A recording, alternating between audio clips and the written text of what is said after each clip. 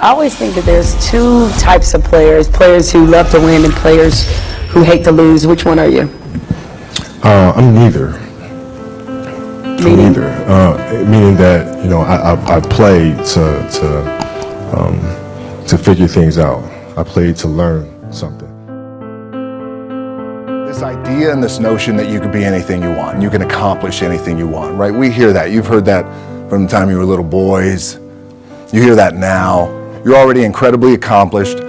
You can win an NBA championship, MVP of the league. You could become president.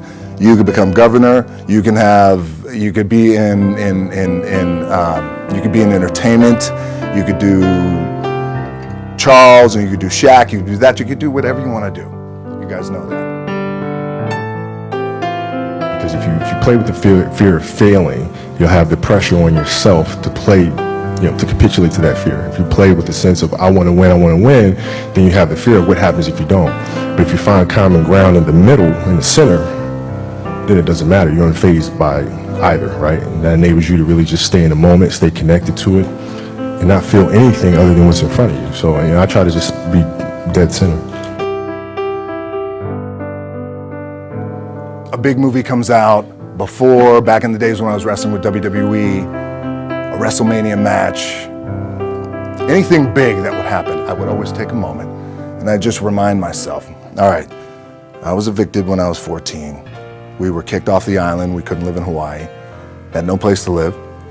A lot of shit happened then when I moved to Nashville. I was arrested multiple times by the time I was 16 years old.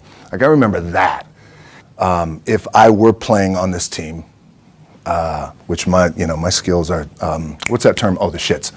So I never play. But before I lace up, before I get on the court, before I play in these big games, before I go to the Staples Center, where history is there, those are historic walls there at the Staples Center.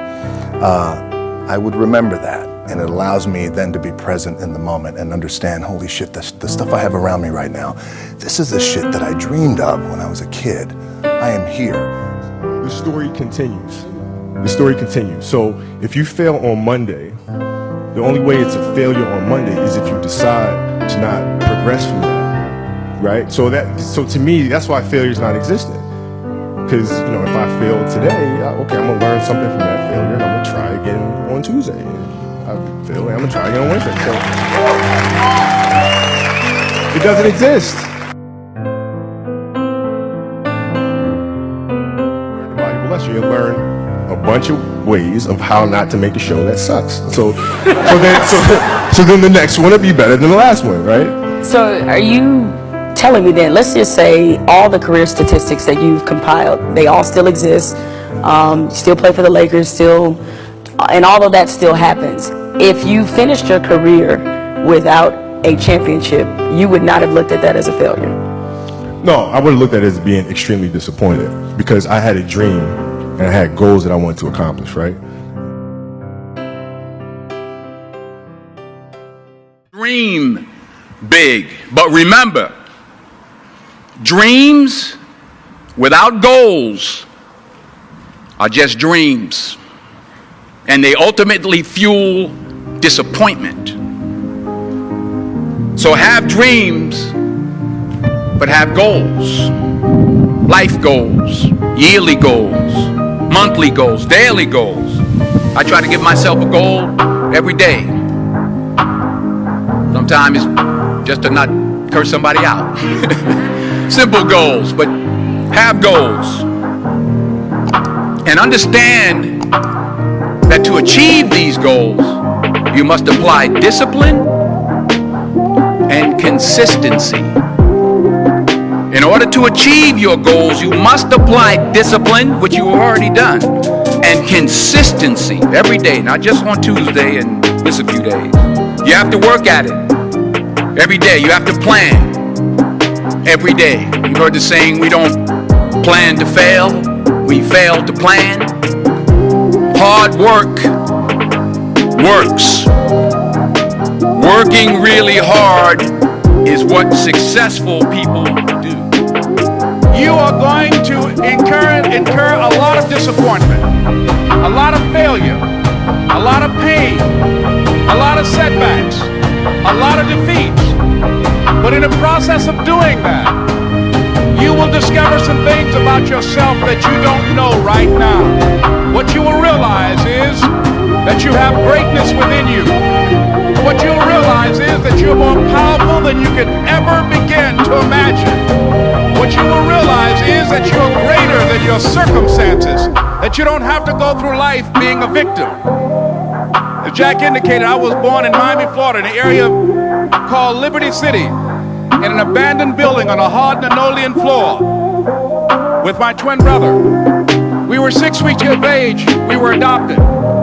When I was in 5th grade, I was identified as EMR, labeled educable, mentally retarded, put back from the 5th grade into the 4th grade, and stayed in that category until I got out of high school.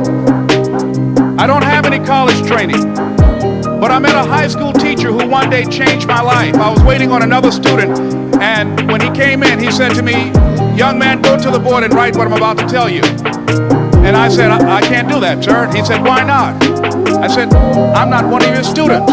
He said, "It doesn't matter. Follow my directions now." I said, "I can't do that, sir." He said, "Why not?"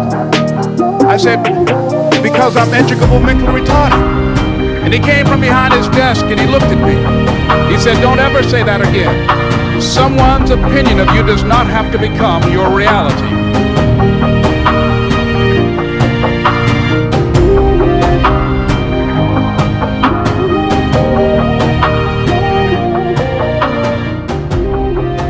Most important thing in life is how your career moves and touches those around you and how it carries forward to the next generation.